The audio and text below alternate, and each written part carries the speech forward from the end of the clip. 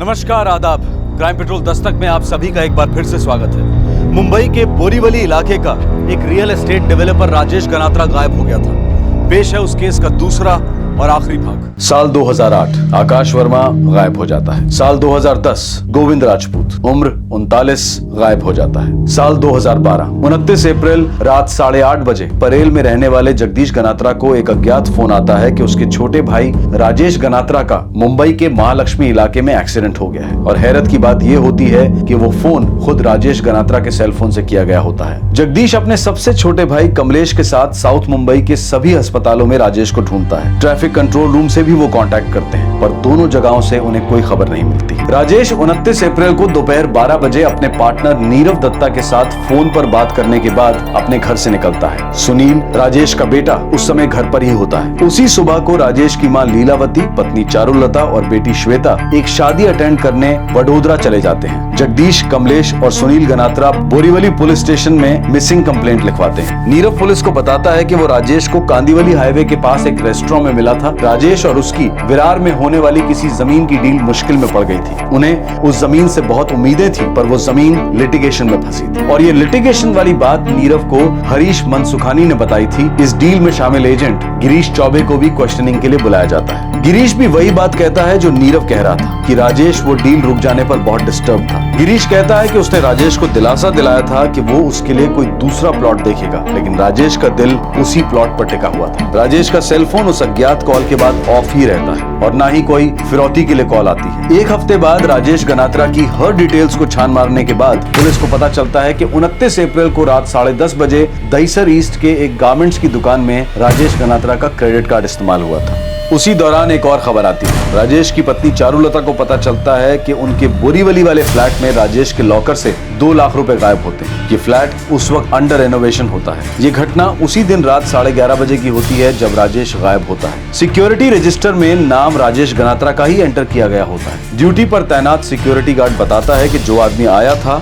वो राजेश गनात्रा तो नहीं था, बल्कि अपने आप को रेनोवेशन का कॉन्ट्रैक्टर बताकर फ्लैट में दाखिल हुआ था। गारमेंट्स की दुकान पर भी पुलिस को ये पता चलता है कि जो आदमी राजेश के क्रेडिट कार्ड को इस्तेमाल करके कपड़े खरीद कर गया था वो दरअसल राजेश गनात्रा था ही नहीं। गारमेंट स्टोर का सेल्समैन बताता है कि 6 शर्ट्स खरीदने वाला आदमी बेहद जल्दी में था। सिक्योरिटी गार्ड के वर्णन के अनुसार उस आदमी का एक स्केच बनाया जाता है। गारमेंट सेल्समैन भी स्केच को आइडेंटिफाई करता है, पर इस सब के बावजूद केस आगे नहीं बढ़ता। कई सुरागों के बावजूद ये केस पुलिस के अनसॉल्व केसेस की फाइल में दफन होने की कगार पर होता है, जैसा कि कई मिसिंग केसेस में होता है। जैसे कि 2008 में आकाश वर्मा मिसिंग हो गया था और फिर 2010 में गोविंद राजपूत मिसिंग हो गया था। गुमशुदा राजेश के भाई जगदीश और कमलेश स्थानीय पुलिस कार्रवाई से खुश नहीं होने के कारण और इसी वजह से ये केस क्राइम ब्रांच के सुपरविजन में आ जाता है। सर, इस केस में इन्वॉल्व सभी लोगों के पिटारे इस फाइल में हैं। सारे पिटारे खोलो और सभी की एक एक डिटेल माइक्रोस्कोप के नीचे डाल दो। फर्स्ट थिंग, राजेश गनात्रा 1 महीने से मिसिंग है और अभी तक कोई फिरौती का कॉल नहीं आया, मतलब उसका किडनैप नहीं हुआ। Kidnapping is ruled out. Second possibility है वो खुद कहीं चला गया, लेकिन सवाल यह है वो खुद कहीं क्यों जाएगा, और ये बहुत बड़ा सवाल है। तीसरी पॉसिबिलिटी है कि कोई बहुत पुरानी दुश्मनी या बिल्कुल नई दुश्मनी जो अभी तक किसी की पकड़ में नहीं आई है। सर, शायद कोई प्रेशर में था, कोई ब्लैकमेल, कुछ भी हो सकता है, लेकिन जो भी है उसका कोई एक तगड़ा सुराग इस फाइल में है। कोई एक शख्स है जो झूठ बोल रहा है, जो कुछ छुपा रहा है, कुछ दबा रहा है। एक बार सही पिटारे का ढक्कन खुलेगा तो सच्चाई स्प्रिंग की तरह उछल के बाहर आएगी।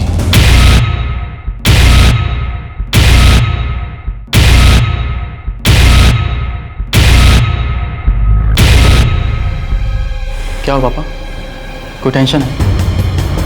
नहीं। चलो शुरू करते हैं। Let's start with the family.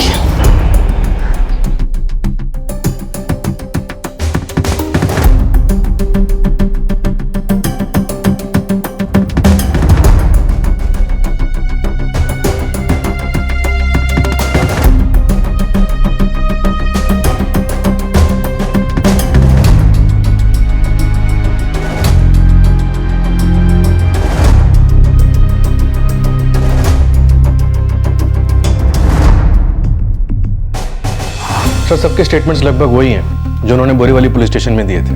लेकिन इनमें से कोई है जो झूठ बोल रहा है, कोई है जो इसकी सच्चाई छुपा रहा है, या ये भी हो सकता है कि वो आदमी इनमें से कोई नहीं है बल्कि वो कोई और ही है। मतलब ये कुछ अलग ही केस है। सर हो सकता है इसका मालिक खुद राजेश गनात्रा हो, वो खुद गायब हुआ हो। लेकिन कोई अपने आप को गायब क्यों करेगा? राजेश गनात्रा का ज्वेलरी का और रियल एस्टेट का अच्छा खासा बिजनेस था, कभी कोई घाटा नहीं हुआ और फैमिली लाइफ भी ठीक ठाक लग रही है। मैं ये खुद गायब होने वाला एंगल रूल आउट करता हूं। एक काम करते हैं, देखते हैं कि 29 अप्रैल 2012 को एग्जैक्टली क्या क्या हुआ। मन सुखानी का फोन आता है कि विरार वाली जमीन लिटिगेशन में है और सुबह 11 बजे राजेश की फैमिली यानी उसकी माँ, बेटी और उसकी बीवी वडोदरा के लिए रवाना हो जाती है। और उसके कुछ मिनटों बाद राजेश को नीरव दत्ता का फोन आता है और दोनों कांदीवली के स्पाइस कोर्ट में मिलने का प्लान बनाते हैं। 12 बजे नीरव राजेश से मिलता है और उसके बाद वहां से चला जाता है और उसी रेस्टोरेंट में ब्रोकर गिरीश चौबे राजेश से आगे मिलता है। और उसके बाद एक मिनट, राजेश के बेटे सुनील ने हमें बताया था राजेश गनात्रा जब घर से निकला था तो अपनी गाड़ी में निकला था। क्या बोरीवली पुलिस ने उस गाड़ी पे कोई फॉलोअप किया? No sir. ये इंपॉर्टेंट पॉइंट है। एक आदमी गायब होता है, सब उसके बारे में बात करते हैं, लेकिन जिस गाड़ी में वो गया था उसके बारे में कोई जिक्र नहीं कर रहा। मतलब राजेश गनात्रा की कार स्विफ्ट डिजायर अभी तक ट्रेस नहीं हुई है। सर मीटिंग के थोड़ी देर बाद गिरीश भी वहां से चला जाता है, ये समझ के कि राजेश अपने ऑफिस चला जाएगा। उसके बाद रात 8:30 बजे राजेश के भाई जगदीश को एक फोन आता है और उन्हें बताया जाता है कि उनके भाई राजेश का एक्सीडेंट हो गया है महालक्ष्मी में। और ये फोन खुद राजेश के सेल से किया जाता है। उसके बाद फोन कट जाता है या काट दिया जाता है। राजेश गनात्रा को उस दिन महालक्ष्मी में कुछ काम था? I mean, कोई मीटिंग या अपॉइंटमेंट? नो सर, अभी तक जो जानकारी मिली है उस हिसाब से राजेश का साउथ मुंबई में आना जाना बहुत कम हुआ करता था। पक्का? उसकी फैमिली ने तो यही बयान दिया पुलिस स्टेशन में। अब अगर इनमें से कोई झूठ बोल रहा है तो कह नहीं सकते।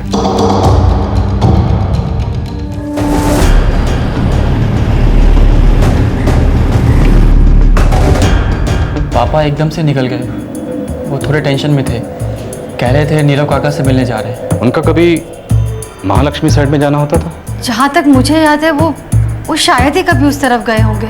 और हाँ, कभी कभी वो परेल जरूर जाते थे जगदीश भाई के घर।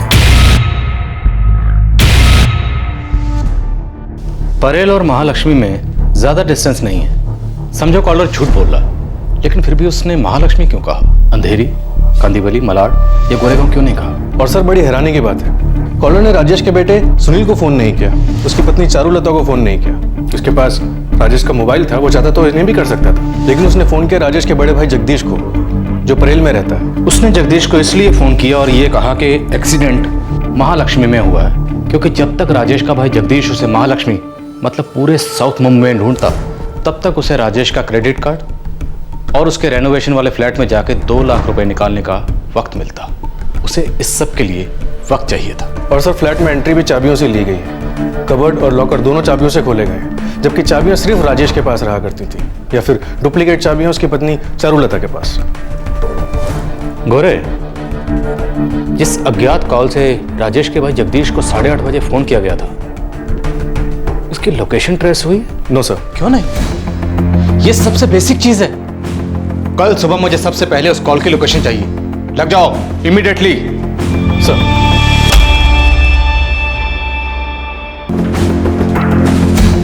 सर, कॉल लोकेशन दहीसर है, दहीसर ईस्ट। देखा, कॉलर ने दहीसर ईस्ट से फोन किया राजेश के भाई को कि उनके भाई का एक्सीडेंट हो गया है महालक्ष्मी में। तो राजेश के भाई जगदीश और कमलेश लग गए अपने भाई को साउथ मुंबई के हॉस्पिटल और ट्रैफिक पुलिस हेडक्वार्टर में पूछताछ करने। इसी दौरान ये दहीसर ईस्ट के एक गारमेंट शॉप से 6 शर्ट्स खरीदता है और खरीदने के लिए राजेश का क्रेडिट कार्ड यूज किया गया, और खरीदने वाला बहुत जल्दी में था। उसके बाद वो राजेश के रेनोवेशन वाले फ्लैट में जाता है और वहां से 2 लाख रुपए लेके गायब हो जाता है। लेकिन सिर्फ 6 शर्ट्स, और वो भी बड़ी हड़बड़ी में। क्यों? सिंपल, कहीं भागने की तैयारी हो रही थी। बट स्टिल सिर्फ 6 शर्ट्स क्यों? सर शायद 6 शर्ट्स 6 लोगों के लिए हों। लेकिन कोई शर्ट्स क्यों बदलेगा? मतलब या तो शर्ट्स मैले हुए होंगे या शर्ट्स के ऊपर खून के धब्बे होंगे। काम करो, हेडक्वार्टर फोन करो और ज्वाइंट सीपी से कॉल ट्रैकिंग की परमिशन लो। 29 अप्रैल सुबह से लेकर रात तक राजेश गनात्रा के कॉल की हर लोकेशन ट्रैक करो। इस केस की इन्वेस्टिगेशन में बोरीवली पुलिस ने जो कदम उठाए थे, क्राइम ब्रांच उन्हीं कदमों पर चल रही थी। पर इस बार हर कदम हर पहलू की और भी गहराई से जांच हो रही थी। क्राइम ब्रांच ने माइक्रोस्कोपिक अप्रोच ली और यह तरीका रंग लाया। इस केस में कुछ नए एंगल्स उभर कर आए, कुछ नई दिशाएं खुली, लेकिन यह तो सिर्फ एक शुरुआत थी। यह केस क्राइम ब्रांच को भी हिलाकर रख देने वाला था।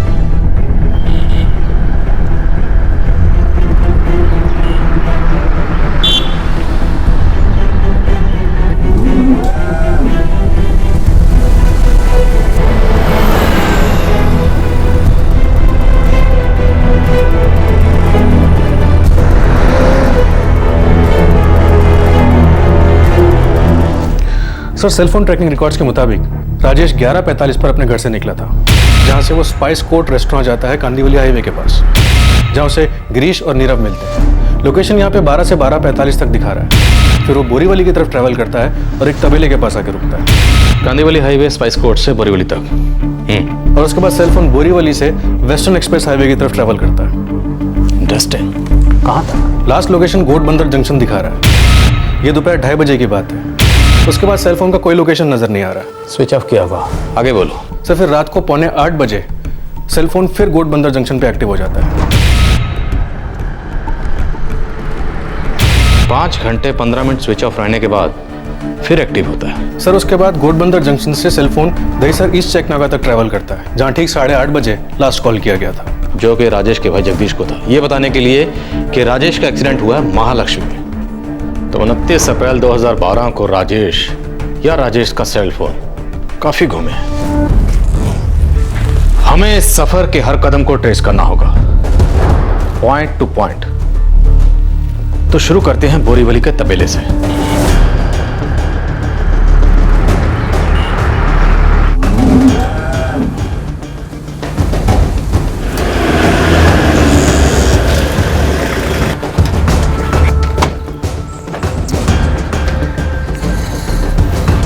अप्रैल को राजेश गनात्रा यहाँ आया था। राजेश गनात्रा? बोरीवली का प्रॉपर्टी डेवलपर है। 29 अप्रैल को सवा के करीब यहाँ आया था अपनी स्विफ्ट डिजायर गाड़ी में। क्यों? साहब, मैं तो यहाँ सिर्फ तबेला चलाता हूँ, शायद मेरे सेठ से मिलने आए होंगे। कौन है तेरा सेठ? कहाँ है? गिरीश भैया, गिरीश चौबे जी, वो भी जमीन का बिजनेस करते हैं साहब।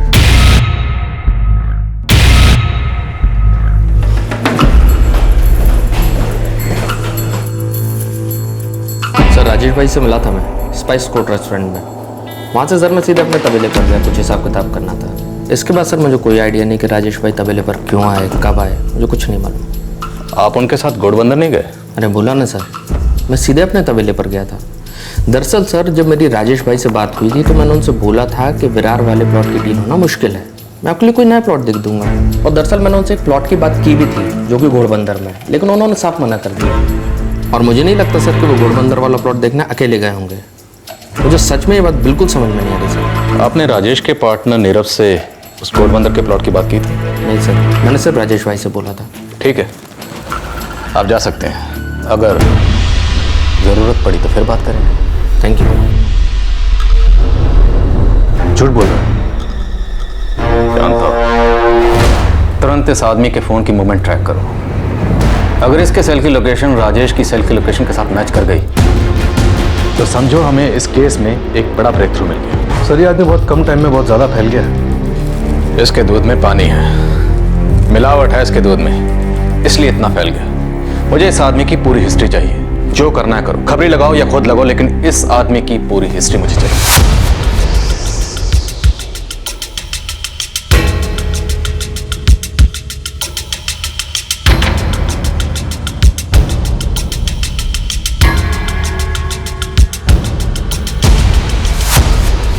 ये लीजिए। Thank you.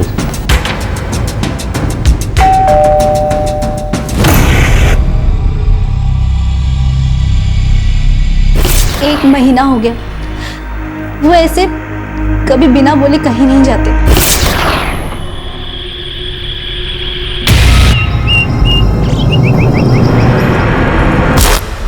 जी, मेरे पति आकाश गिरीश चौबे के लिए काम करते थे।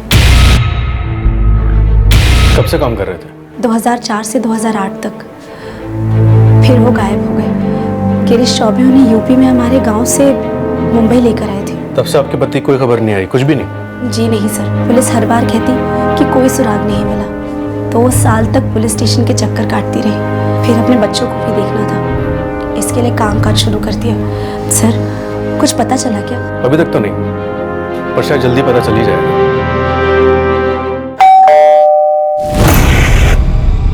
माधुरी राजपूत? जी। जिसका पति 3 महीने से गायब हो, वो सब्र कैसे कर सकता है इंस्पेक्टर?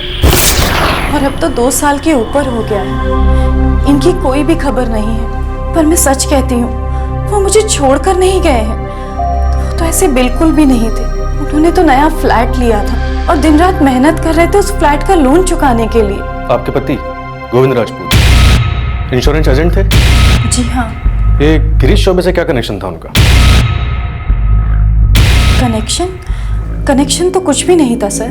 गिरीश उनका दोस्त था और गिरीश ने ही तो हमारे फ्लैट की डील कराई थी। वो ब्रोकर है ना। लेकिन कोई बिजनेस डीलिंग? नहीं सर, ऐसा कुछ भी नहीं था। मगर आप गिरीश के बारे में ये सब क्यों पूछ रहे हैं? आप कुछ जानते हैं क्या? मेरे पति के बारे में कोई खबर है क्या आपके पास? मैं आपके आगे हाथ जोड़ती हूँ, आप कुछ तो बोलिए। बहुत जल्द बोलेंगे माधुरी जी, 2 साल रुकी हैं, थोड़ा और सब्र कीजिए।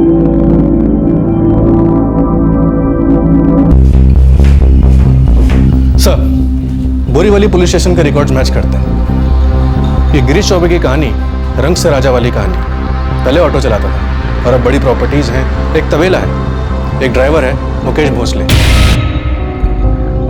और एक बॉडीगार्ड भी है सर, सुशील काजू। बॉडीगार्ड मतलब जान को खतरा, दुश्मनी है? सर ये बात अजीब है, लेकिन 2 लोग मिसिंग हैं और दोनों का इस गिरीश चौबे से कुछ न कुछ कनेक्शन था। This is something very serious. Sir ये दोनों केसेस बोरीवली पुलिस स्टेशन में फाइल हुए थे और आज तक वहीं पड़े। उसके फोन का मूवमेंट क्या कहता है? सर हमारे पास ठोस सबूत है। उसने कहा था वो घोड़बंदर गया ही नहीं, जबकि उसके सेलफोन रिकॉर्ड्स दिखा रहे हैं पहले कांदीवली से बोरीवली तबेला, फिर उसके बाद घोड़बंदर जंक्शन, फिर वहां से टुंगारेश्वर मंदिर, वहां से मानौर और फिर वापस घोड़बंदर जंक्शन, फिर दहीसर और फिर बोरीवली। जितने लोकेशन उतने सवाल, और इन सारे सवालों के जवाब गिरीश चौबे को देने पड़ेंगे। उठा लाओ उसे।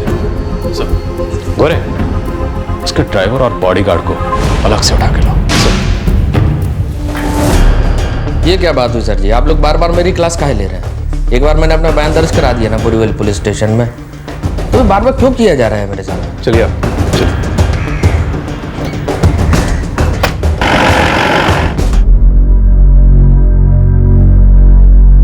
वो लोग कुछ बोल नहीं रहे हैं, लेकिन हो सकता है कि उस ब्रोकर गिरीश चौबे ने कुछ लफड़ा किया है। क्या बोले क्राइम ब्रांच वाले? क्या राजेश गिरीश के साथ थे? डिटेल्स तो कुछ नहीं दी उन्होंने, लेकिन चारू प्लीज प्लीज तुम हिम्मत रखो।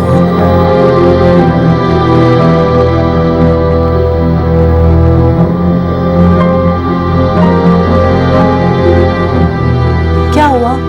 पुलिस ने गिरीश चौबे को हिरासत में ले लिया है। इसके आगे अभी तक कुछ पता नहीं चला। क्राइम ब्रांच अब इस केस में पूरी गहराई तक उतर चुका था। इस केस के कुछ ऐसे पहलू सामने आने लगे थे जो शायद अगर पहले दिखाई दे गए होते तो ये केस अब तक सॉल्व हो गया होता। अब राजेश गनात्रा को गायब हुए पूरा 1.5 महीना बीत चुका था।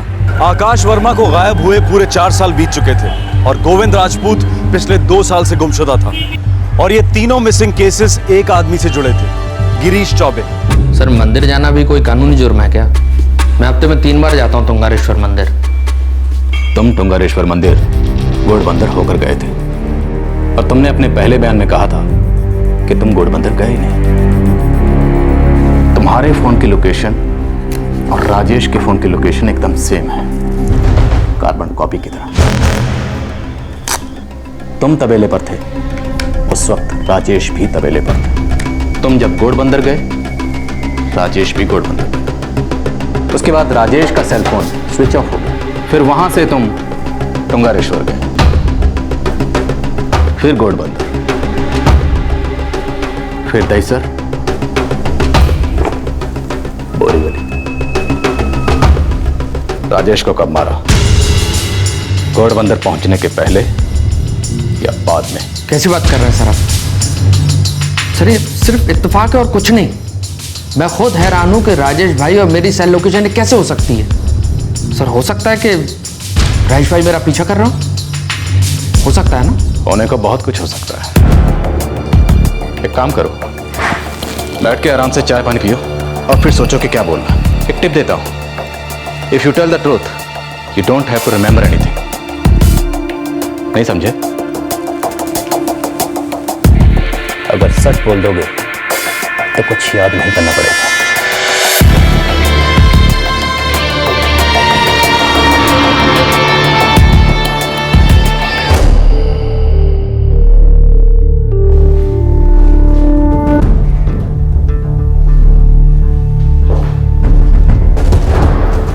हमें मालूम है तो टट्टू है, तेरा सेठ जो बोलेगा तो वही करेगा, लेकिन हमें सबूत चाहिए और उसके लिए तुझे मुंह खोलना पड़ेगा।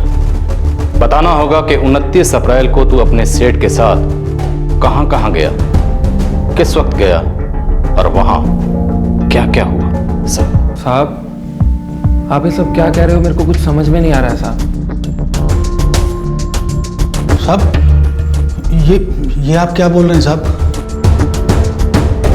29 अप्रैल को तुम्हारी सेल लोकेशन और गिरीश चौबे की सेल लोकेशन बिल्कुल मैच कर रही है। हाँ साहब, ड्राइवर हूं उनका। बिल्कुल। अब ये बताओ कि तुम दोनों की सेल लोकेशन राजेश गनात्रा की सेल लोकेशन के साथ कैसे मैच कर रही है? लेकिन गिरीश चौबे ने तो सीधा सीधा तुम्हारा नाम लिया, बोला सुशील ने राजेश का मर्डर किया, जाओ उसे पकड़ो, जो करना है करो। क्या? तुम्हारा सेठ बहुत चालाक है, जाल काट के निकलना आता है उसको। जैसे पहले दो केसेस में निकला, आकाश वर्मा और गोविंद राजपूत के, लेकिन इस बार फंस गया। और फंस गया है तो मालूम है क्या बोला? क्या साहब? कमीना बोल रहा है कि राजेश गनात्रा को उसने नहीं, सिर्फ और सिर्फ तुमने मारा। नहीं साहब ये सच नहीं है साहब। मेरी राजेश भाई के साथ क्या दुश्मनी हो सकती है साहब? मैं तो एक मामूली सा ड्राइवर हूँ। मैं तो सिर्फ बॉडीगार्ड हूँ साहब। जहाँ जहाँ गिरीश भाई जाते हैं मैं उनके साथ जाता हूँ साहब। और जो बोलते हैं तुम आंखें मूंद के कर डालते हो। जैसे कि राजेश गनात्रा को मारने के लिए कहा और तुमने उसे खत्म कर दिया। नहीं साहब, मैंने ऐसा कुछ नहीं किया। मैं तो सिर्फ गाड़ी चला रहा था साहब। तो फिर राजेश गनात्रा को किसने मारा? परवेज आलम और नानक सिंह ने। सुधीर पलसाने भी साथ में था। कौन है ये तीनों? परवेज आलम, नानक सिंह और सुधीर पलसाने। साहब ये सभी गिरीश भाई के लिए काम करते हैं प्रॉपर्टी में। देख, तेरे पास ये आखिरी मौका है साबित करने का कि तुमने उन तीनों का साथ नहीं दिया, तो सिर्फ गाड़ी चला रहा। साहब यही सच है। मुझे पूरी सच्चाई चाहिए, हर एक डिटेल चाहिए। कब, क्यों, कहां, कैसे, सब कुछ फटाफट बोल डाल, वरना फांसी का फंदा गिरीश चौबे के गले में नहीं, तुम्हारे गले में पड़ेगा।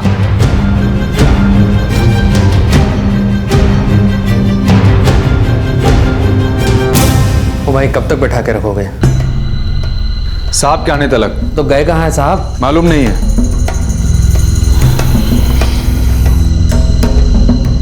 उस दिन दोपहर में हम लोग निकले, साहब और मैं आगे आगे थे और पीछे पीछे राजेश भाई आ रहे थे।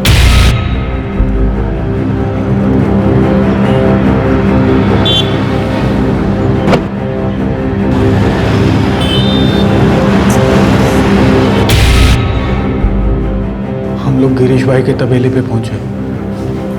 वहाँ उन दोनों के बीच में कुछ बातचीत हुई। फिर राजेश साहब ने अपनी गाड़ी तबेले पे छोड़ दी और हमारे साथ हमारी गाड़ी में आ गए।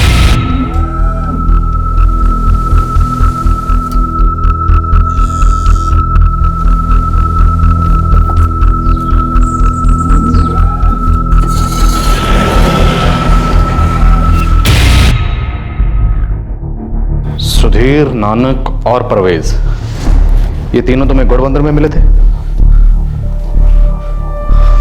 हाँ साहब, वहीं मिले थे।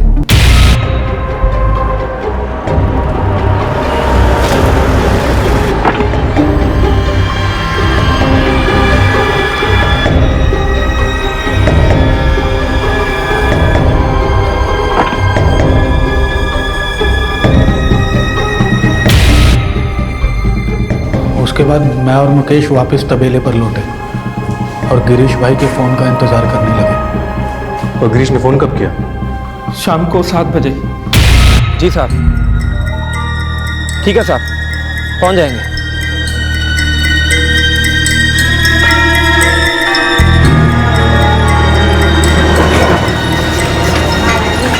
साहब ने बोला राजेश साहब की गाड़ी स्विफ्ट डिजायर दहीसर चेक नाके पे ले आओ।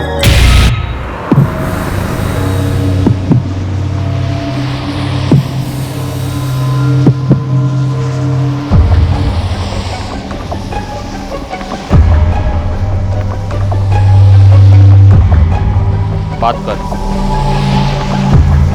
हेलो, हाँ राजेश बोल। जगदीश गनात्रा? कौन बोल रहा है? जी, आपके भाई राजेश गनात्रा का एक्सीडेंट हो गया है। क्या? कहाँ? महालक्ष्मी में। आप कौन बोल रहे हैं? जी, मैं सड़क से गुजर रहा था जब आपके भाई का एक्सीडेंट हुआ। उन्होंने मुझे फ़ोन दिया और कहा कि मेरे भाई जगदीश गनात्रा को इन्फॉर्म कर दो। राजेश कहाँ है? कैसा है वो? बैटरी बहुत लो है, मैं फ़ोन रखता हूँ।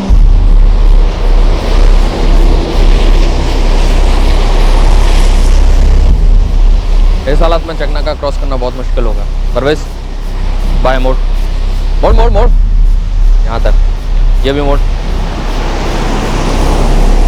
ये पकड़। मालूम है ना क्या करना है? जल्दी से जल्दी। और प्रवेश तुम लोगों के लिए 6 बेदाग शर्ट लेके आए। हाँ साहब।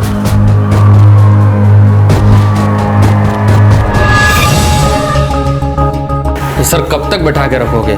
मेरी 4 मीटिंग अटकी पड़ी, क्लाइंट लोग वेट कर रहे हैं। कहाँ वेट कर रहे हैं गिरीश चौबे? तंगारेश्वर मंदिर, गढ़बंदर रोड, या तुम्हारे तबेले पर? क्या मतलब सर, मैं कुछ समझा नहीं।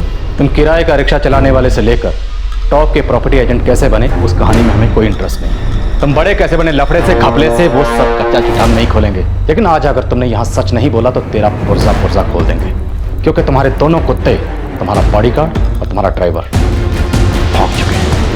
अब तेरी बारी है। 29 अप्रैल को तुम राजेश गनात्रा के साथ स्पाइस कोर्ट रेस्टोरेंट से निकले।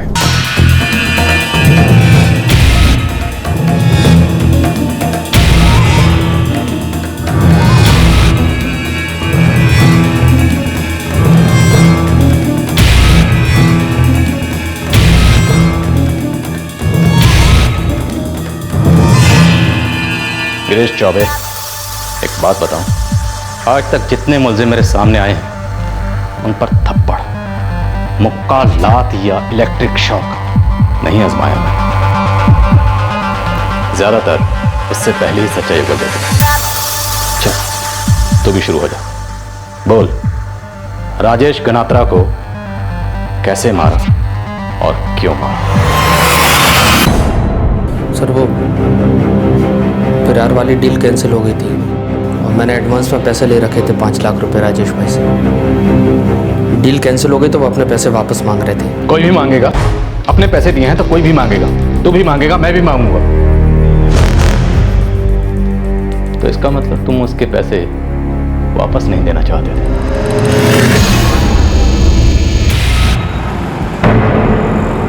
गिरीश, ये तुझे नहीं पता था इसके बारे में? अगर पता होता तो वो जमीन दिखाता ही क्यों मैं आपको? गिरीश, मुझे मेरे 5 लाख रुपए वापस चाहिए, बस। क्या बात कर रहे हैं राजेश भाई? नुकसान मेरा भी हुआ है, खुद के 10 पेटी घुस गए इस प्रोजेक्ट में। तो तुम चाहते क्या हो मुझसे? भूल जाओ पैसे। अरे तुम्हें पता करना चाहिए था जमीन का स्टेटस क्या है, और वो किए बगैर तूने मुझसे 5 लाख रुपए एडवांस ले लिए, वो भी कब? 1 हफ्ते पहले, जबकि तुम्हें पता था कि जमीन की डील होनी पॉसिबल नहीं है। राजेश भाई ऐसा मत बोलिए, मैं आपको बता तो चुका हूं कि अगर पता होता तो बात वहां तक पहुंचती क्या? गिरीश,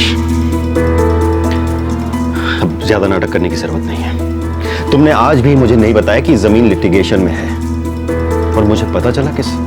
नीरव से। मनसुख खानी का फोन आया था उसके पास। राजेश भाई आज आप आकर हो किस मूड में, ये बताओ पहले आप। मैं आपको खुद फोन करने वाला था लेकिन। हाँ गिरीश, सब समझता हूं मैं।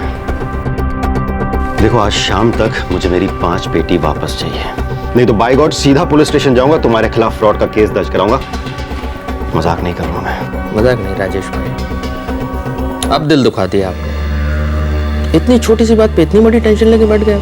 अच्छा चलिए उठिए, मैं आपको एक ऐसा प्लॉट दिखाता हूँ जिसको देखकर आपकी तबीयत खुश हो जाएगी। विरार वाला पानी मांगेगा, उसके सामने पानी, एकदम डबल साइज, पेपर एकदम नीट, साफ, क्लियर।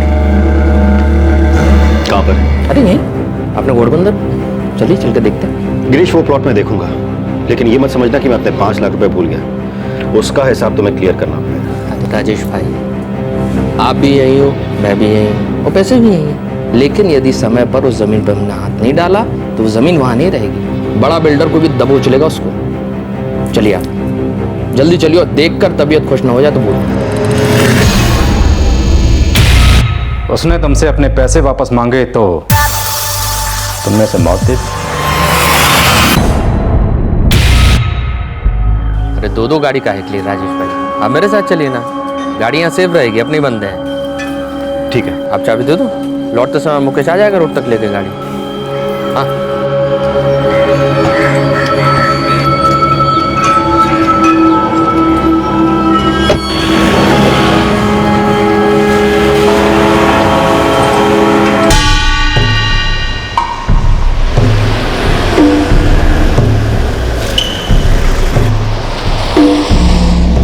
सलाम गिरीश भाई। नमस्कार भाई। अच्छा आप राजेश भाई हैं? सलाम। अच्छा सुधीर, परवेज और नानक, राजेश भाई को घोड़बंदर वाला प्लॉट देखना। गिरीश भाई, आपका फोन आया ना, तभी चप्पन को सब समझ में आ गया था क्या काम है और क्या करना है। देखा? कितना टाइम लगेगा? वो मेरे फोन की बैटरी जा रही है तो। राजेश भाई ज्यादा वक्त नहीं लगेगा, बस 5-7 मिनट इसके पीछे ही है, इससे ज्यादा समय नहीं लगेगा। चलो बैठो आप, चलो चलो चलो।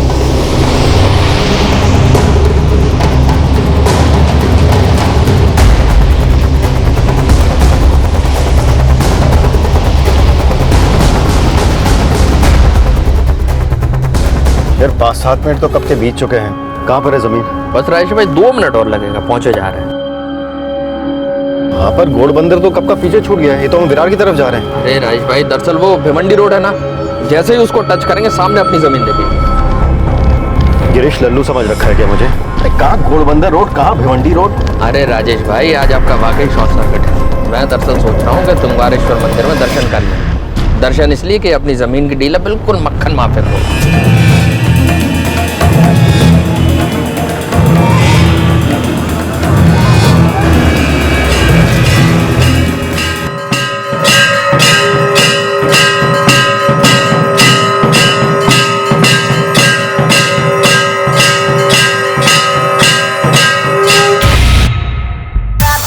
तो ये पूरा ड्रामा हुआ राजेश गनात्रा को जान से मारने के लिए।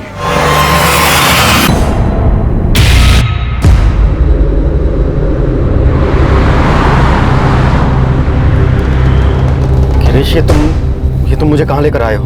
ये तो मनोज स्टार्ट हो गया है। शॉर्टकट है राजेश भाई। गिरीश, साफ से बताओ क्या प्लान है तुम्हारा? क्यों घुमा रहे हो मुझे? देखो मुझे कुछ ठीक नहीं लग रहा है।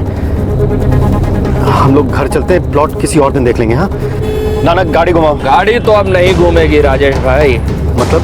क्योंकि अब मेरा दिमाग घूम गया है। क्या बकवास कर रहे हो गिरीश? अबे चुप! बकवास तूने की है मुझे पुलिस की धमकी देकर। जानता है मैं कौन हूं? जानता है? बिद्दी से 5 लाख रुपए, 5 लाख रुपए के लिए तूने मुझे पुलिस की धमकी दी।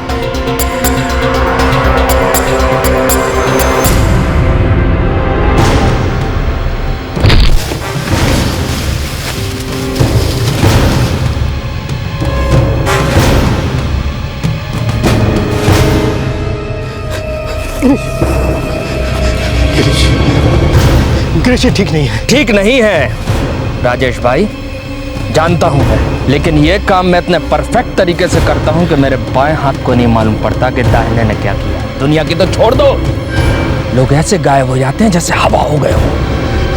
ये तो क्या कह रहे हो गिरीश? एक आकाश वर्मा था, ठीक तुम्हारी तरह न दोनों ने मुझ पर हावी होने की कोशिश की। मुझ पर, गिरीश चौबे पर। आज सालों से दोनों पुलिस की मिसिंग फाइलों में गुम है। आज एक और मिसिंग फाइल बनेगी राजेश गनात्रा की। परवेज, मार लगा फाइल पर। तो 6 शर्ट खरीदने वाला और राजेश के लॉकर से 2 लाख रुपए निकालने वाला शख्स परवेज था। जी सर।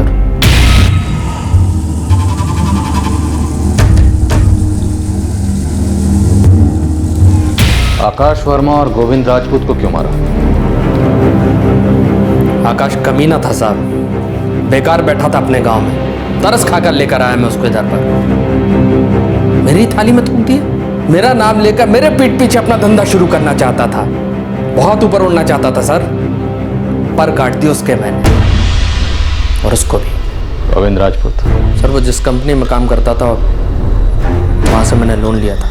जहाँ से तुम एक बार पैसे ले लेते उसे वापस करने की आदत तो तुम्हें है नहीं। सर वो बहुत दिमाग खा रहा था मेरा, हर दिन एक ही बात। राजेश गनात्रा की गाड़ी कहाँ है? Swift Dzire. सर वो गुजरात में भेज दी मैंने गाड़ी। तुम्हारे तीनों आदमी नानक, सुधीर और परवेज इस वक्त कहाँ मिले?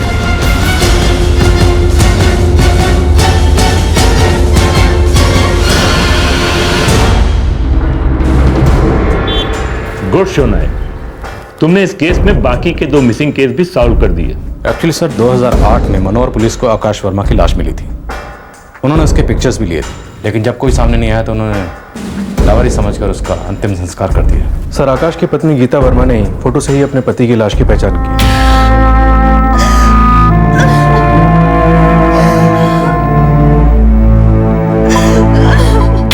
सर गोविंद राजपूत की बॉडी पूरी तरह से जला दी गई थी, उसका कुछ नहीं मिला। माधुरी जी, गिरीश चौबे और उसके साथियों के बयान हैं हमारे पास, जो ये साबित करते हैं कि आपके पति गोविंद राजपूत अब इस दुनिया में नहीं रहे। मुझे मालूम था, मुझे छोड़कर नहीं जा सकते। प्यार करते थे वो मुझसे। 2 साल से बस मुझे इसी बात का डर था कि कहीं उनके साथ कुछ हो ना गया, और आज ये। सर ये आदमी गिरीश चौबे कोई मेंटली इम्बैलेंस या साइकोपैथ नहीं है, बल्कि एक शातिर क्रिमिनल माइंड है। इसने पहला कत्ल आकाश वर्मा का किया और सालों तक पकड़ा नहीं गया, तब इसकी हिम्मत और बढ़ गई। फिर इसने गोविंद राजपूत के साथ भी वही किया जो इसने आकाश वर्मा के साथ किया, उसमें भी ये डिटेक्ट नहीं हुआ, तो सर ये और ढीठ हो गया। शुक्र है राजेश गनात्रा का केस अनडिटेक्टेड नहीं रहा। 2 महीने लगे, लेकिन कम से कम केस क्लोज हुआ, और साथ में 2 और फैमिलीज को भी क्लोजर मिला। सर हम इस गिरीश चौबे के इंटेरोगेशन को जारी रखना चाहते हैं, क्योंकि हो सकता है कुछ और केसेस में कुछ और लोग हों जिन्हें इस गिरीश चौबे ने गायब किया हो, जिनसे इस गिरीश चौबे ने पैसे उधार लिए हों, या जिन्होंने इसे नाखुश किया, क्योंकि इस गिरीश चौबे ने मौत को अपना सबसे आसान पैंतरा बना रखा था।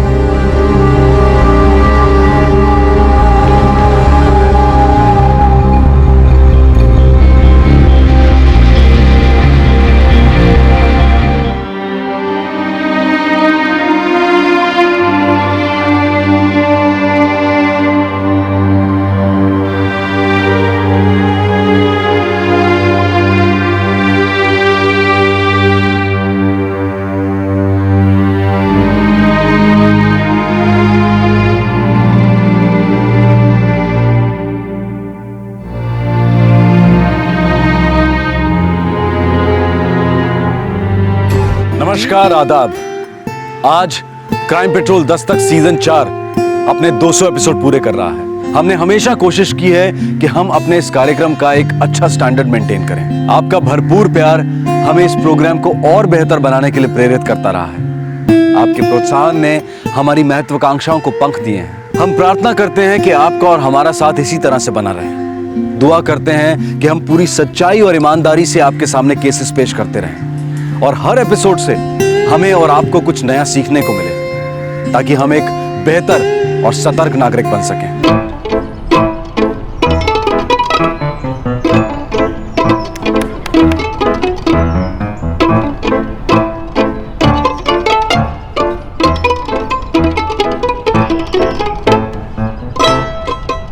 खेल एक स्वस्थ और खुशहाल बचपन की अहम खुराक होती है,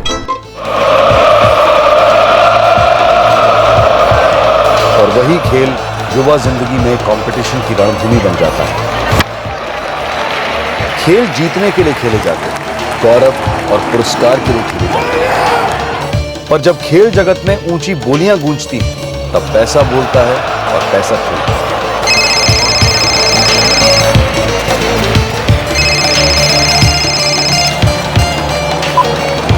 बोल। मैं सर इन्फॉर्मेशन सही है ना? 101% है। सेकेंड हाफ में 3 गोल करेगी। चाहिए तो बोल देता हूँ कौन कौन स्कोर करेगा। जास्त विचार करो टाइम ना घाल पैसे घाल। चल ठीक है।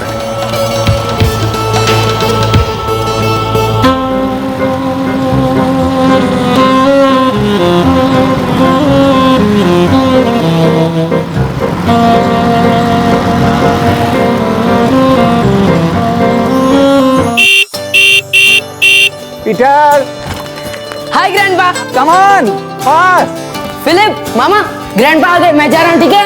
अरे पीटर, ग्रैंडपा को चाय तो पी के जाने को बोलो। ज्यादा खुश मत हो, गाड़ी तू नहीं ग्रैंडपा चलाएंगे। ये चुप बैठ, मुझे कोई लाइसेंस नहीं चाहिए। चलिए ग्रैंडपा। आजा बेटा, आजा जल्दी से। पापा अंदर तो आइए, चाय पी के जाओ ना। नो थैंक यू नितालिया, चाय फिर कभी। अभी मुझे लवर्स खरीद करके घर लौटना है। एलिजा अकेली है ना? ग्रैंडपा, पीटर को मत चलाने दीजिएगा। डोंट टेक टेंशन बाबा, इसकी उम्र में तुमको किसने सिखाया था स्कूटर चलाना? Mister Philip Rogerio. अपना काम करना, मेरे पीछे पड़ा रहता है।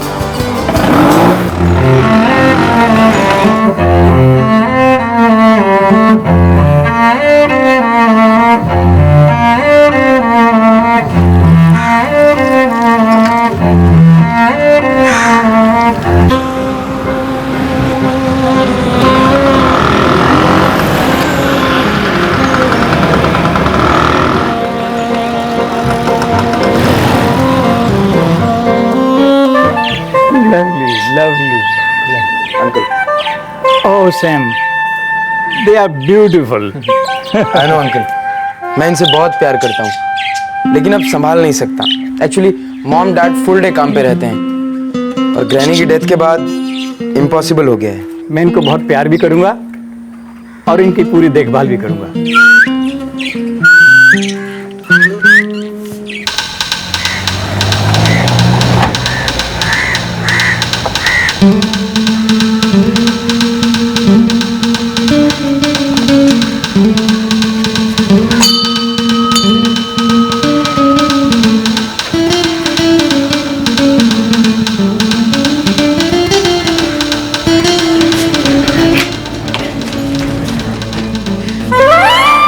कौन हो तुम लोग?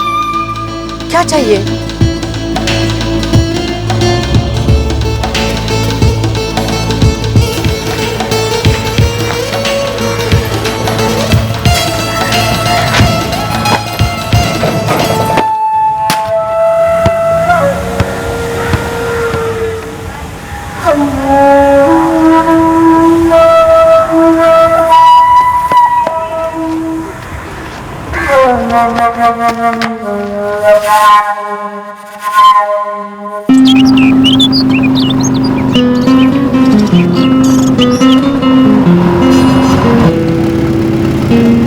मई 2012 साउथ गोवा का एक खूबसूरत शांत गांव वेलेम एक सीनियर सिटीजन की भयंकर हत्या से हिल गया। जब यह हादसा हुआ तब एलिजा रोजेरियो अपने घर पर अकेली थी। उनके पति जेकब रोजेरियो पास के चिंचिनम गांव में लव बर्ड्स खरीदने गए थे अपने पोते पीटर को साथ लेकर। लेकिन उन्होंने कभी सपने में भी नहीं सोचा होगा कि जब वो घर पहुंचेंगे तो उनका अपना प्यार का घोंसला उजड़ चुका होगा। पर लव बर्ड्स की मीठी चहक की तरह क्या इस हत्या के पहले कोई दस्तक सुनाई दी थी?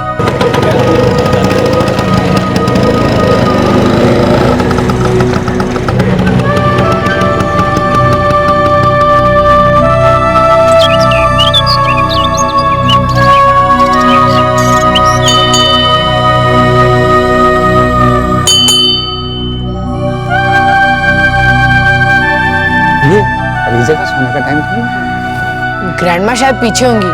चलो देखते हैं।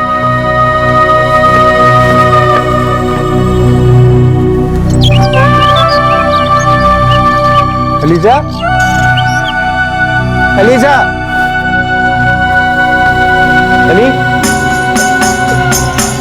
एलिजा,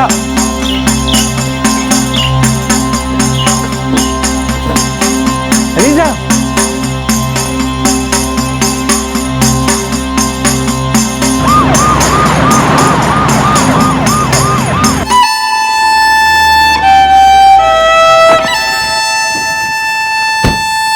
हमको तो पता ही नहीं था, हमको तो जेम्स ने बताया।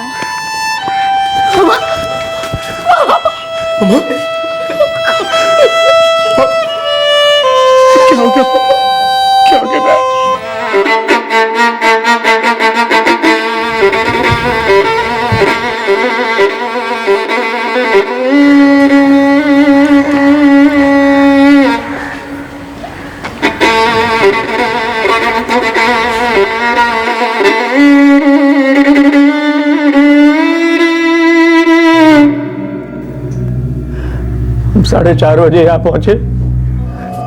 सामने का दरवाजा अंदर से बंद था। हमें लगा ग्रैनी बैकयार्ड में होंगी, पर वो वहां नहीं थी। लेकिन पीछे का दरवाजा खुला था। हम अंदर आए, ग्रैनी सोफे पर पड़ी थी। And she was dead.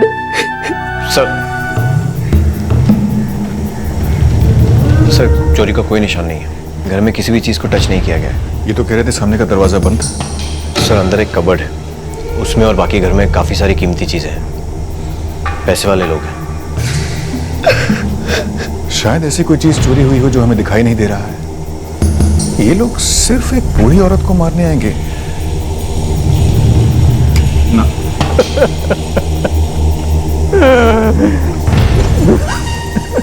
जो मरी है वो मेरी मॉम है। मेरा नाम सिल्वेस्टर। सिल्वेस्टर, हमें कोई चोरी या तोड़फोड़ के निशान नहीं मिले हैं। क्या आप अपने डैड से पूछ सकते हैं चेक करने के लिए? बेटा तुमने कार के अंदर लोगों को देखा था? नहीं सर, मैंने सिर्फ कार जाते हुए देखी थी। कब देखी थी?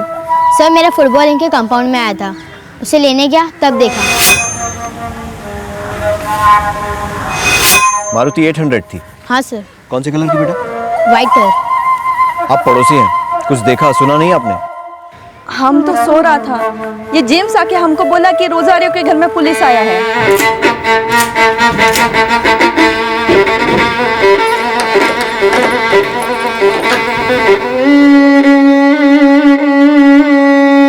लॉकर?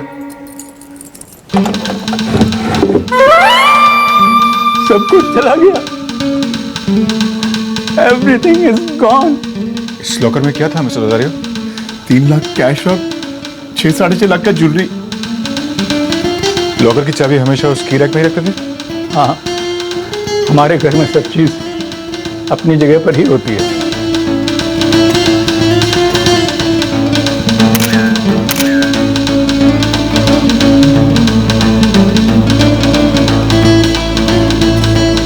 सर पड़ोसी सिक्वेरा के बेटे का कहना है कि उसने ठीक 4:10 पर यहाँ से एक सफेद मारुति 800 जाते देखी। और ठीक 20 मिनट बाद यानी 4:30 बजे रोजारियो अपने पोते पीटर के साथ घर वापस आते हैं और आकर देखते हैं कि मिसेस रोजारियो की लाश पड़ी है। और हमें अभी भी पता चला है कि लॉकर से चीजें निकाल ली गई, लेकिन लॉकर को तोड़ा नहीं गया। घर में किसी और चीज को हाथ नहीं लगाया गया। बाकायदा की रैक से चाबी निकालकर लॉकर खोलकर उसके अंदर की चीजें निकाल ली गई।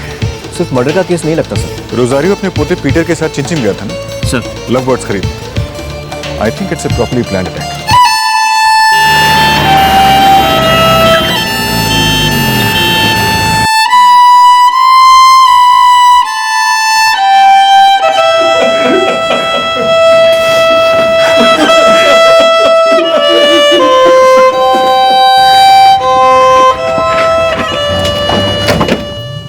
ये देखिए, लिगेचर स्ट्रैंगुलेशन, कोई रोप या कॉर्ड इस्तेमाल किया गया है गला घोटने के लिए। टाइम? आज शाम 3:30 से 4:30 के बीच में। लगता है किसी ने तगड़ी प्लानिंग की, परफेक्ट अलिबाई बनाया है। मैं ऑफिस में था जब मेरा वाइफ नटाली ने मुझे फोन किया। तेरा छोटे बेटे पीटर का फोन आया था कि वो उसके ग्रैंडपा के साथ है और उसका ग्रैनी के साथ क्या हुआ। आपको कॉल करने के बाद मैंने मम्मा को कॉल किया। मैं बारदेस गया हुआ था अपने फ्रेंड साइमन के, और जैसे ही डैड का फोन आया मैं वहां से अर्जेंटली निकल गया। मिसेस रोजारियो का कातिल जानता था लॉकर और कबर्ड की चाबी कहां रखी थी। वो ये भी जानता था उसके अंदर क्या रखा है, और उसे ये भी अच्छी तरह मालूम था कि उस दोपहर को मिसेस रोजारियो घर पर अकेली रहने वाली थी। आपकी किसी के साथ कोई दुश्मनी? कोई ऐसा दुश्मन जो मिसेस रोजारियो को क्लोजली जानता हो? कैसी दुश्मनी इंस्पेक्टर? फुल लाइफ में हमारा कभी किसी के साथ एक बार भी झगड़ा नहीं हुआ। Not a single fight. घर पर इतना सारा कैश क्यों मिस्टर रोजारियो? प्रॉपर्टी बाय करने का प्लान था हमारा। इस प्लान के बारे में और कोई जानता था? सिर्फ मैं, सिल्वेस्टा, सितारिया और एलिजा, हम लोगों के बीच में ही बातचीत हुआ था।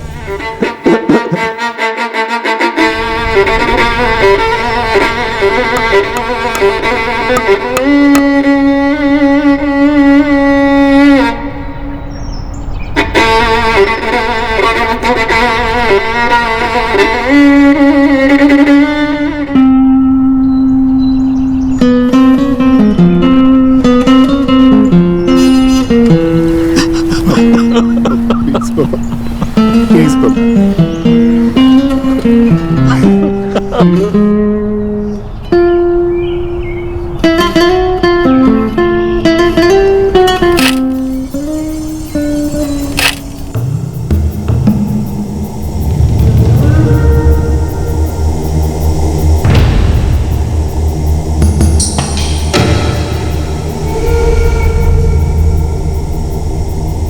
इंस्पेक्टर, पूरे घर में कोई फिंगरप्रिंट्स नहीं मिले, कहीं पे भी नहीं। ये देखिए, टायर के निशान। पड़ोसी का लड़का जेम्स सिक्वेरा शायद ठीक कह रहा था, छोटे टायर हैं, मतलब मारुति 800।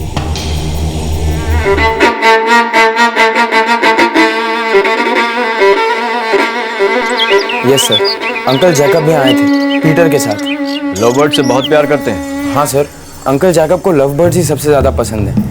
मैं पीटर और फिलिप को बहुत अच्छे से जानता हूँ, उनके ग्रैंडपा अंकल जैकब को भी। ऐसे ही आए थे या फोन करके आए थे? मैंने ही फिलिप और पीटर को कहा था कि मैं अपने लव बर्ड सेल करना चाहता हूँ। आई थॉट शायद उनके ग्रैंडपा खरीदने में इंटरेस्टेड हों। फिर उन्होंने मुझसे कहा था कि वो किसी दिन बर्ड्स देखने आ जाएंगे।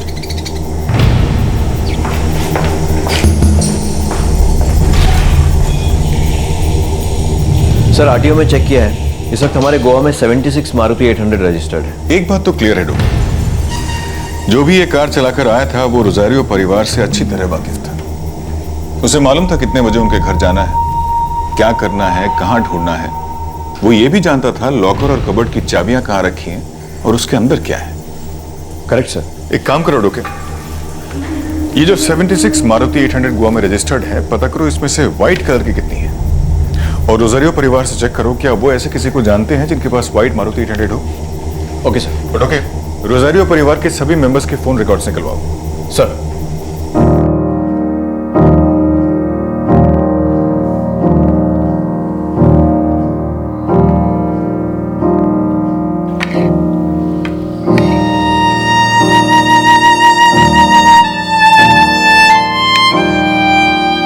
डैड, अब कुछ दिनों के लिए हमारे साथ रहने के लिए आ जाइए। यहाँ अकेले बहुत टफ होगा। नहीं, मैं कहीं नहीं जाऊंगा।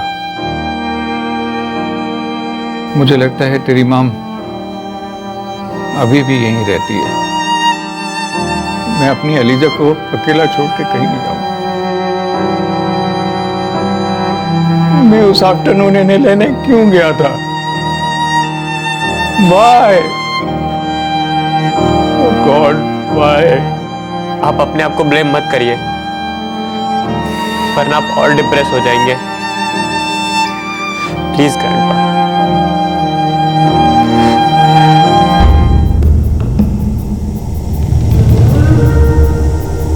सर, जेकब रोजारियो का फोन लोकेशन था चिंचनी। पीटर का भी वही था, सेम, जहां वो दोनों लव बर्ड्स खरीदने गए। Oh Sam, they are beautiful. Sylvester अपने ऑफिस में था मडगांव में, एक प्राइवेट फर्म में अकाउंट्स मैनेजर। नैटली अपने घर पर थी, रावन फोन मडगांव में, और बड़ा बेटा फिलिप बारदेज में था अपने दोस्त साइमन गोंजाल्वेस के घर पर। हे, हाय साइमन। अरे हाय फिलिप, क्या बोलता है यार? बस, कौन जीत रहा है? बैठ देखते देखते। शायद इसमें किसी की पर्सनल इन्वॉल्वमेंट नहीं है, क्योंकि इनमें से कोई भी उस दिन वेलिम गांव के आसपास नहीं था जहां रोजारियोस रहते हैं। सर, सारे के सारे 76 मारुति 800 कार ओनर्स को भी स्कैन किया।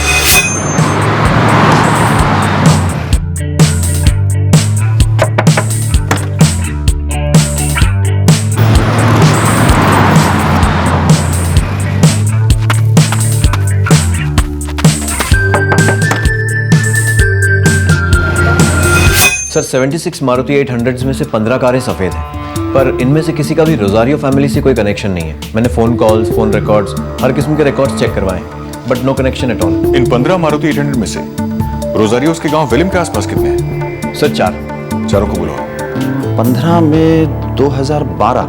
जी हाँ, 15 में 2012। मैं बाम्बोली में जा रहा था बहुत जरूरी काम से। मुझे यहाँ क्यों बुलाया गया? 15 मई 2012 दोपहर के 3-3:30 बजे आप और आपकी सफेद मारुति 800 कहां थे मिस्टर परेरा? 3:30 बजे मुझे लगता है मैं उस वक्त पणजी जा रहा था।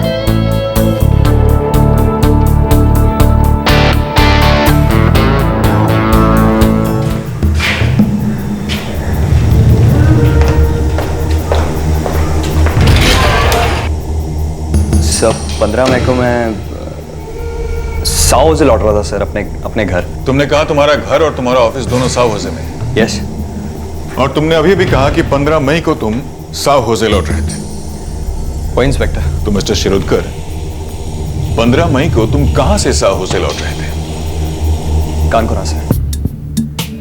सर जिसने भी ये किया है उसने अपने लिए एक परफेक्ट एलिबी, एकदम पक्का डिफेंस बनाया है ताकि उस पर शक जा ही ना सके। कहीं हम गलत पहाड़ तो नहीं चढ़ रहे?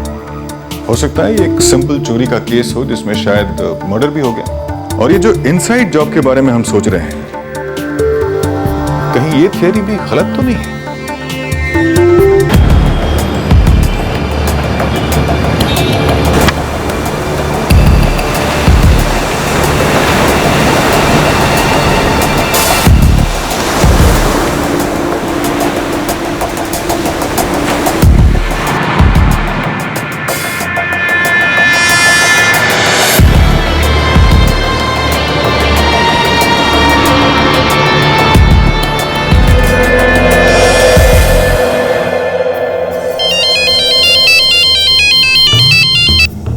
हाँ जॉर्ज बोल। सर अपने गोवा में कोई भी मूवमेंट नहीं किसी भी हिस्ट्री शीटर की, और मार्केट में ना कोई गर्म कैश आया है और ना कोई गर्म ज्वेलरी। रोजारियो फैमिली की क्या हिस्ट्री? क्लीन हिस्ट्री है सर। सर कोई लफड़ा नहीं किसी के साथ, कुछ भी नहीं है सर। डिसेंट फैमिली एकदम। लड़का है सिल्वेस्टर,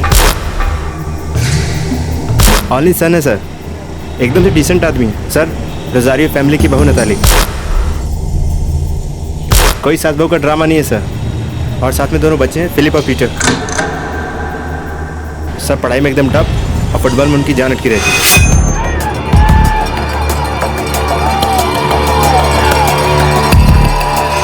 हाँ सर सिल्वेस्टर एकदम स्ट्रिक्ट डैडी है सर। दोनों लड़कों को लगाम देकर रखा हुआ है। सैमुअल और सिमोन से जुड़ी कोई खबर? नहीं सर उसकी कोई खबर नहीं सर। ठीक है जॉर्ज, आंखें और कान खुले रखना।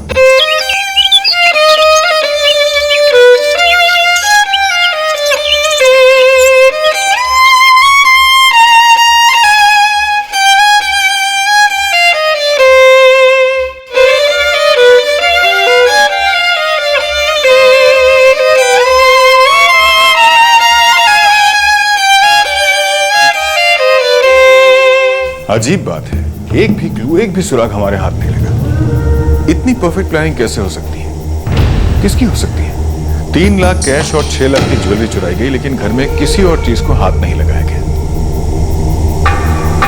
डोके, हमें कैसे पता चला कि एग्जैक्टली 3 लाख कैश और 6 लाख की ज्वेलरी चोरी हुई है? सिल्वेस्टर, हमें कोई चोरी या तोड़फोड़ के निशान नहीं मिले। सब कुछ चला गया। इस लॉकर में क्या था मिस्टर रोजारियो? 3 लाख कैश और 6-6.5 लाख का ज्वेलरी। क्या ये हो सकता है कि लॉकर में कभी कुछ था ही नहीं? मतलब सर? मतलब हो सकता है ये सिर्फ एक मर्डर केस हो और कुछ नहीं।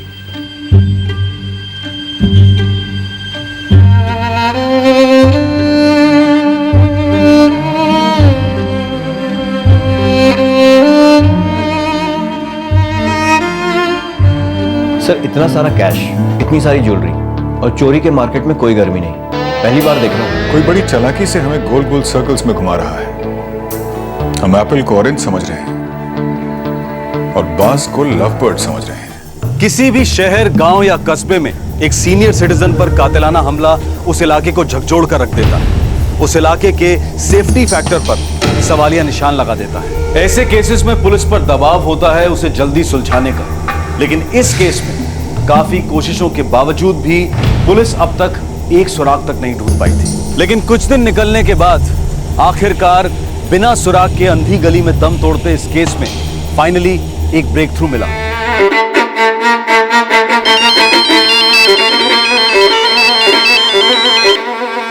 हाँ जॉर्ज बोल। सर पंजे में कोई ज्वेलरी का सेल हुआ है सर, एकदम गर्म ज्वेलरी है सर। दुकान का नाम बोल।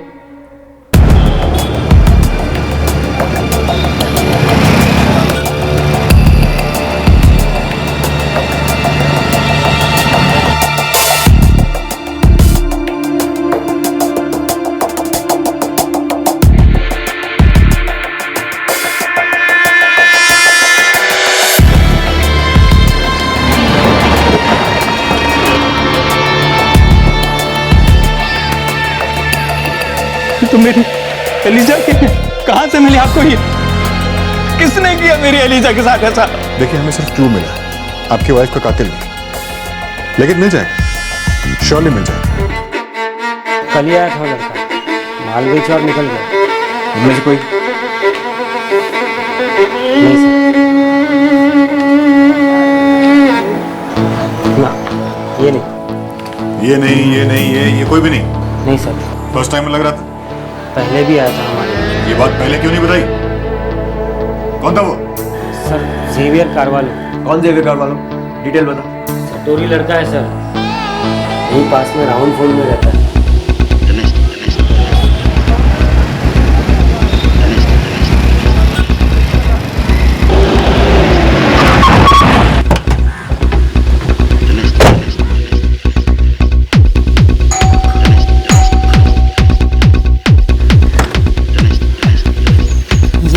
जेवियर करवालो कौन है?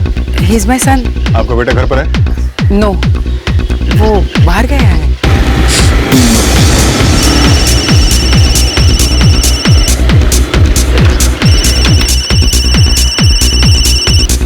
क्या मॉम?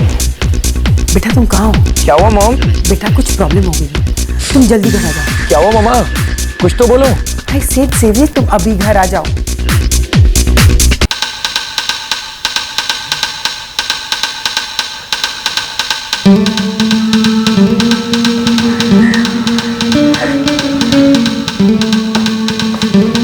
सर, वो शायद अभी घर नहीं आया, लेकिन उसका नंबर ट्रैकिंग पर है और अभी अभी जेवियर ने एक और नंबर डायल किया है, 44578678। वो नंबर भी ट्रैकिंग पर है। मिसेस करवालो, आपका सन जेवियर सीरियस प्रॉब्लम है, अच्छा होगा वो हमारे हाथ लग जाए। मैं आपके घर के बाहर कांस्टेबल छोड़ के जा रहा हूँ, लेकिन जेवियर को इस बारे में कोई खबर नहीं होनी चाहिए। Yes inspector.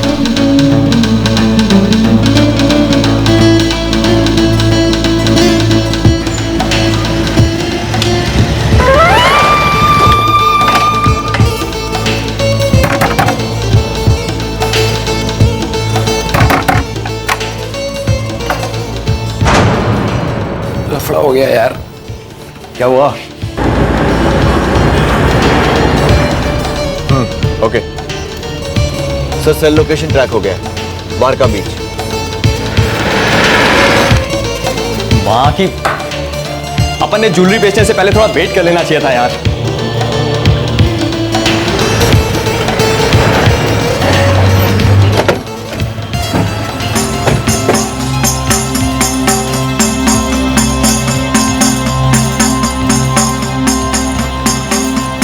मम्मा की आवाज से मैंने पकड़ लिया था कि मेरे घर आए हुए हैं, मैं और कहीं नहीं जा सकता था, इसलिए तुम्हारे पास आया राजेश।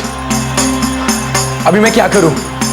बोल बोल बाबा बोल।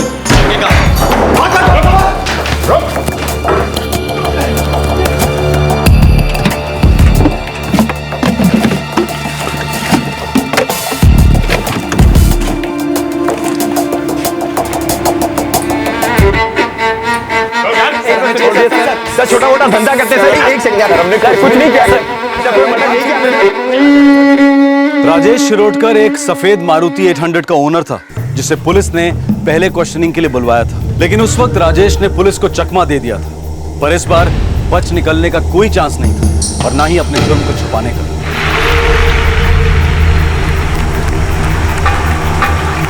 सर, इतने सारे मोबाइल फोन्स, लैपटॉप, टीवी पर फुटबॉल मैच भी चालू है, बेटिंग एजेंट लगता है। रुके, अब हमें यह पता लगाना होगा इन्होंने पूरे गोवा में रोजारियो फैमिली को ही क्यों टारगेट किया, और इन्हें कैसे पता चला कि उनके लॉकर में क्या है, कितना है।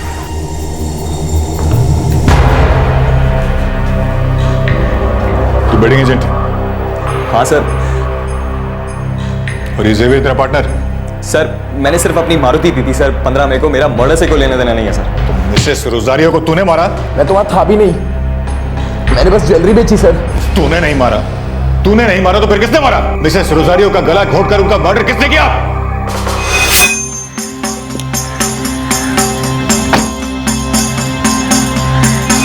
अंजुमन, अंजुमन नावेद है सर उसका नाम, मरगांव में रहता है सर। ये अंजुमन नावेद कौन है? रोजारियो फैमिली के साथ इसका क्या कनेक्शन है? और अटैक करने के लिए इसने रोजारियो का घर ही क्यों सिलेक्ट किया?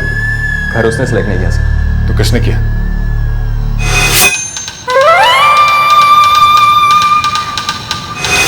फिलिप रोजारियो, एलिजाबेथ रोजारियो का अपना पोता? Yes sir. फिलिप और अंजुमन ने मिलकर ही एलिजाबेथ रोजारियो का मर्डर किया सर। फिलिप जानता था कि कैश और ज्वेलरी कहाँ रखी है सर।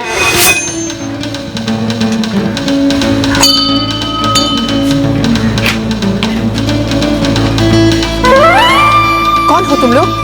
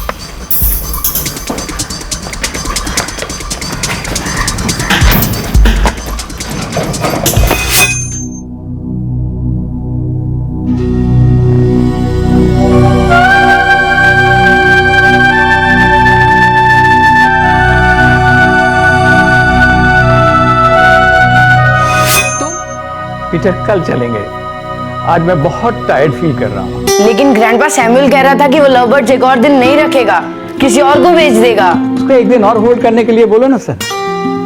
कल हम 100% लव बर्ड्स खरीद लेंगे। ग्रैंडपा मैं उससे पूछ चुका हूँ एंड ही सेड नो। आप आज आ रहे हैं या नहीं? यस और नो? पीटर उसे एक्सप्लेन करो ना। Your grandpa is old man now. What old man? Nonsense. तुम कुछ ओल्ड वोल्ड नहीं हो। और अपनी यंग वाइफ के लिए तुम क्या लव बर्ड्स नहीं लेकर आओगे? गो चेकअप, गो गो गो। वो लव बर्ड्स मुझे आज ही चाहिए। दे आर सो ब्यूटीफुल है ना रे? Like you. ओके पीटर मैं अभी लेकर के आता हूँ, फिर हम साथ में बैठ करके चाय पियेंगे। Yes sir. और आज मैं तुम्हें एक नई धुन सुनाऊंगा, तुम्हारे लिए बनाई है। Okay bye. फिलिप, ग्रैंडपा आ रहे हैं। Good job. मैं तुम दोनों के यहाँ से निकलने के बाद ही यहाँ से निकलूंगा, ठीक है?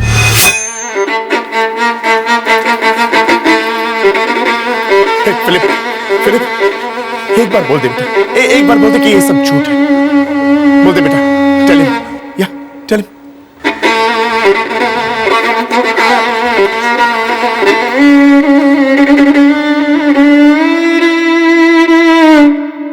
ये सब करने का ख्याल कैसे आया?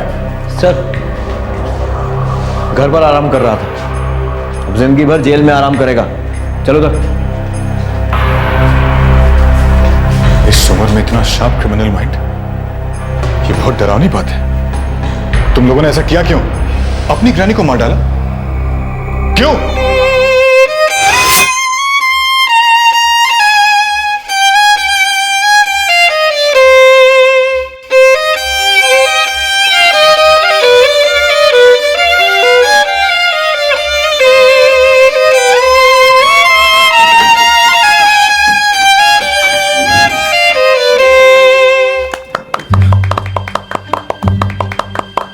ग्रैंडपा वो लेस्टर गोम्स वाला कॉम्पोजिशन बजाइए ना। ओ, मैंने तो वो 10,000 टाइम्स सुना है। तुम लोग कैरी ऑन करो, अब तो मेरा सिएस्टा का टाइम हो गया। जेकब, मुझे 1 घंटे के बाद जगाना।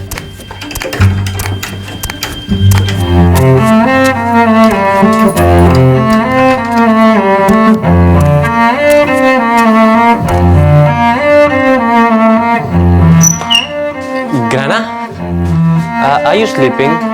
नॉट स्लीपिंग रे, छोटा सा नैप, बस 1 आवर। ओके। अरे you go and enjoy first. एक बात बोलूं ग्राना, जब ग्रैंडपा वायलिन प्ले करते हैं तो कितना ब्यूटीफुल लगता है ना? मैं तुम्हें एक सीक्रेट बताऊं? मुझे लव है ना तुम्हारे ग्रैंडपा से नहीं है, उनकी वायलिन से है। कितना अच्छा बजाते हैं। ओके, मैं चलता हूँ। मैं I will close the door, आपको डिस्टर्ब नहीं होगा। अरे नो नो, डोर क्लोज मत करना। अगर मैं म्यूजिक नहीं सुनूंगी ना तो मैं सो नहीं पाऊंगी। Keep the door open and okay? Okay okay.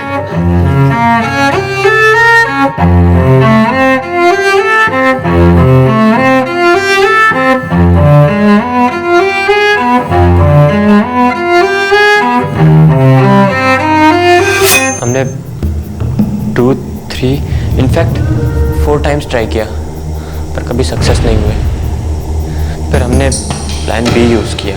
Plan B? Love birds वाला प्लान। हमें मालूम था कि ग्रैंडपा लव बर्ड्स के लिए बहुत क्रेजी हैं और हमें लगा कि उनके घर से दूर जाने से हमारा काम और भी आसान हो जाएगा। और ग्रैनी को मारकर काम तो और भी आसान हो गया। मास्क पहनकर गला घोट दिया अपनी ग्रैनी का। क्यों फिलिप, ऐसी कौन सी जरूरत आ पड़ी थी पैसों की? नो फिल, अभी लास्ट क्रिसमस को ही तुम्हारा पॉकेट मनी बढ़ाया था। Now no more, okay? Last Christmas for Christ sake mama, हर चीज का कॉस्ट कितना बढ़ गया है। इतने पॉकेट मनी में तो कहीं फेस हाइड करने की जगह भी नहीं मिलती, कुछ भी बाय नहीं कर सकते। Then don't buy son, simple। हम तुम्हारा सब नीड्स पूरा करते हैं और लग्जरी के बिना भी तुम मैनेज कर सकते हो। मैंने किया, तुम्हारी मॉम ने किया, मेरे पेरेंट्स ने भी किया। शीट कोडी के अलावा कुछ नहीं था हमारे पास। इतना सा करी, इतना सा rice and just one piece fish, that's it. Again dad, not the same lecture. आपकी जनरेशन शीट कोडी और सिंपल लाइफ से खुश थी, बट नॉट अस।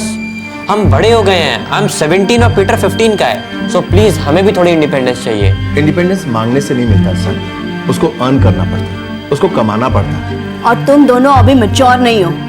पेरेंट्स को बैक आंसर करते हो, पेरेंट्स को रिस्पेक्ट नहीं करते। कॉस करते हैं मॉम, बट आप हमारे नीड्स को नहीं समझते। फिलिप, तुम नीड्स और वांट्स को कंफ्यूज कर रहे हो। तुम्हारे पास में क्या नहीं है? You've got home, you've got studies, you've got cycle, everything you have. This is the time जब तुम अपने दिमाग को अपने सेल्फ डेवलपमेंट पे, अपना पढ़ाई पे और अपने हेल्थ पे लगाओ। And what about fun dad? हम इस एज में एंजॉय नहीं करेंगे तो कब करेंगे? And for God sake, enjoyment free में नहीं आती, उसके लिए पैसे लगते हैं। इसलिए प्लीज आप लोग हमारी पॉकेट मनी इंक्रीज करिए। अगर हम अफोर्ड कर भी सकते तो मैं नहीं करता। और मैं भी नहीं। It's not the question of affording. Question ये है कि क्या हम इनकी लाइफ को डिसेंटली और अच्छे से जीना सिखा पाए हैं या नहीं। रहने दो सिल्वेस्टर, टाइम इनको सिखाएगा what is right and what is wrong. Sure, पर मुझे डर है कि कहीं लेट ना हो जाए, कहीं इनकी बोट ना निकल जाए। सर, हम मॉम डैड से काफी फ्रस्ट्रेट हो गए थे। बहुत पैसा था उनके पास, लॉट्स ऑफ मनी, पर हमारे लिए कुछ नहीं था। और उनसे इस बात पे आर्ग्यू करना या डिस्कस करना टोटली वेस्ट ऑफ टाइम। फिर हमने सोचा कि ग्रैनी और ग्रैंडपा के पास भी काफ़ी पैसा है, लेकिन वो भी एक नंबर के कंजूस। हमें एंजॉय करने के लिए कुछ नहीं देते थे, कभी नहीं। क्रिसमस गिफ्ट्स भी इतने चीप चीप।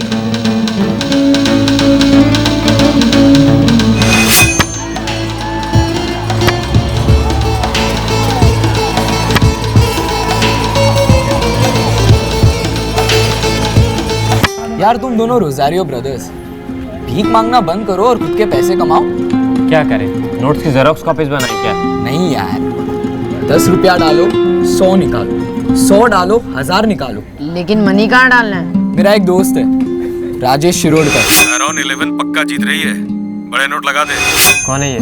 बुकी बोलो, बैटिंग एजेंट बोलो, वो आज तक एक भी मैच नहीं आ रहा है। उसका हर रुपया 100 बन जाता है। पैसों में स्विमिंग करता है ये। तूने कभी उसके थ्रू कमाए हैं क्या? अबे मैं उसके साथ ही काम करता हूँ बूंदिया। अपने क्लब्स के जितने भी फुटबॉल गेम्स होते हैं ना, वो सब मैं ही बैट करता हूँ, और कुछ तो वो फिक्स भी करता है। या मैंने भी सुना है कि मैचेस फिक्स्ड होते हैं। नया नहीं है ये, हमेशा से होते आ रहा है। स्पोर्ट्स भी तो बिजनेस है ना बॉस। 2000 हाँ? क्या पॉकेट मनी लगा रहे हो अपनी? एक काम करो, घर जाओ और घर जाके जैसे गुड्डा गुड़िया खेलते हैं ना, वैसे बैटिंग वैटिंग खेलो वहाँ पे। ब्रो डोंट लाफ यार, हम स्टार्टिंग 2000 से कर रहे हैं, आगे और भी लगाएंगे। डार्लिंग 2000 से कुछ नहीं होता, समझा? स्टार्टिंग बेट 10,000 bucks, और वो भी बोंदिया लोगों के लिए। बोंदिया समझता है? हाँ? कच्चा नींबू, स्मॉल फ्राई। बट हमारे पास इतना मनी नहीं है। अबे है ना, झूठ मत बोल बे। तुम्हारी ग्रैनी और ग्रैंडपा पैसों की खेती है उनके पास, और वो सब तो तुम्हारा ही होने वाला है ना। लेकिन कब? जब तुम दोनों बूढ़े हो जाओगे तब। तब तक तो तुम दोनों के पैसे भी सड़ जाएंगे और तुम दोनों की लाइफ भी। Hey Anjuman, what do you want to say? थोड़ा क्लियर बोलना हमको। सुन, अभी के लिए अपने ग्रैनी और ग्रैंडपा का पैसा लगा दो। 10 का 100 बनाओगे, 100 का 1000, 1000 का lakh, may be crores, who nose. जितना ज्यादा रिस्क उतना ज्यादा पैसा। फिलिप, क्या सोच रहा है? तेरे को पता है पीटर, मैंने ना डैड को देखा था। ग्रैंडपा के लॉकर में काफी सारा कैश रख रहे थे। पता नहीं किसी स्टूपिड से प्रॉपर्टी को बाई करने का प्लान कर रहे थे। ग्रैंडमा की बहुत सारी ज्वेलरी भी तो है कबर्ड में।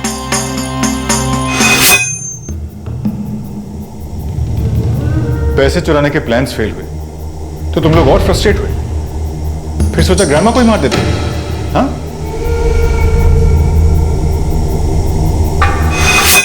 इतना सारा पैसा तुम लोगों के हक का तुम लोगों से दूर रखा जा रहा है यार।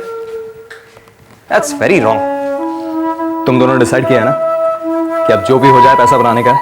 Yes, totally yes. तो अब सब मुझ पे छोड़ दो, समझे? बट कैसे?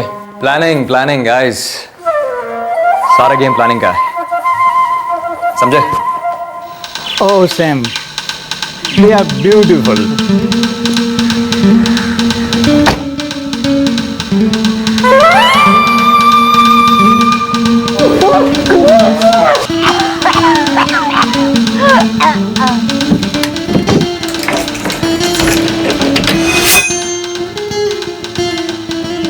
ग्रैनी के घर जाने से पहले मैं अपने दोस्त साइमन के यहाँ गया। वहाँ पर मैंने उसे बिना बताए मैंने अपना मोबाइल उसके बाथरूम में रख दिया। हाय साइमन। हाय फिलिप, क्या बोल रहे हैं? बस कौन जीत रहा है यार?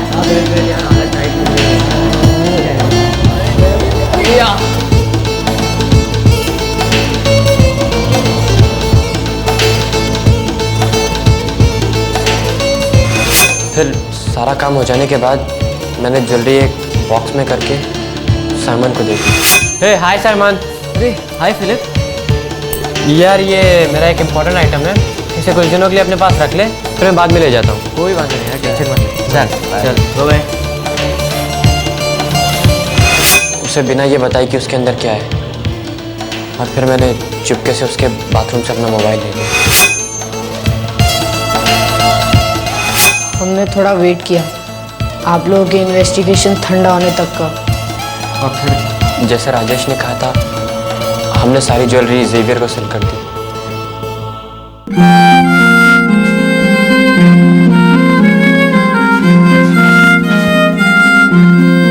वो सिर्फ मेरी मामा और तुम्हारी ग्रैनी नहीं थी, तुम्हारे ग्रैंडपा की लाइफ थी डैमिट। उनके वायलिन का म्यूजिक थी वो, और तुम दोनों ने मेरे डैड का हौसला ही उछाड़ दिया। God will forgive you. मैं तुम दोनों को forgive नहीं करेगा। Never.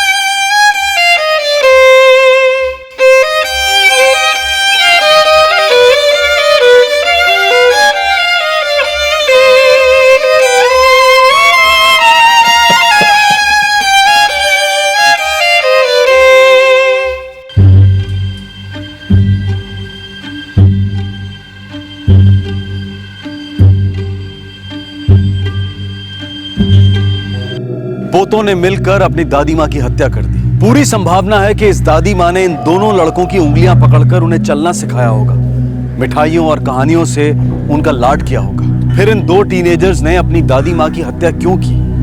पैसों के लिए। 17 वर्षीय फिलिप और 15 वर्षीय पीटर बेटिंग में पैसा लगाकर लाइफ में सेटिस्फैक्शन चाहते थे। लाइफ में सेटिस्फैक्शन, क्या आज की जिंदगी में कोई परमानेंटली संतुष्ट हो सकता है? फलसफे और फिलॉसफीज अपनी जगह पर, लेकिन दुनिया का सबसे इम्प्रैक्टिकल फूहड़ गवार इंसान भी अच्छी तरह से जानता है कि सेटिस्फैक्शन की कोई सीमा नहीं, लालच का अंत नहीं, और ललचाने वालों की कोई कमी नहीं। कंज्यूमर गुड्स, लग्जरी गुड्स, इसका सबसे बड़ा मार्केट है बच्चे, टीनेजर्स और युवा पीढ़ी, और ये ग्रुप मार्केटिंग और एडवर्टाइजिंग को सबसे पॉजिटिव रिस्पॉन्स भी देता है।